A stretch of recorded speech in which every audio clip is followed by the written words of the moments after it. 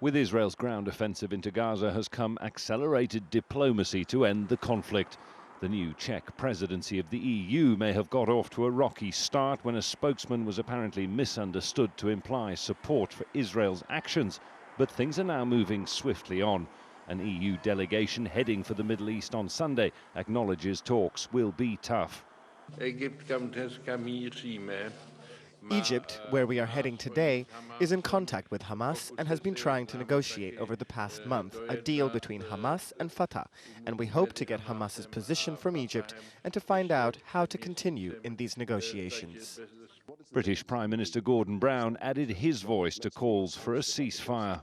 We need an immediate ceasefire. The blame game can continue afterwards, but this dangerous moment, I think, requires us to act. The blame game saw fingers pointed at Brown and other European governments on Saturday when anti-war protesters across Europe expressed outrage at what they perceive as Israel's free hand in Gaza. Western governments, they demanded, need to speak out. In the meantime, as fighting in the Gaza Strip intensifies, pressure is being maintained here on the streets of London. These are demonstrators outside the Israeli embassy. They've been here every day since the attacks began. We want to express our anger and frustration against the silence of the international community, seeing the killing in Gaza and doing nothing. And demonstrators at the Israeli ambassador's residence as well. Smaller in number, these are Jews protesting Israel's actions. Israel's security, they say, will not be served by war. This is an unnecessary war that won't bring peace.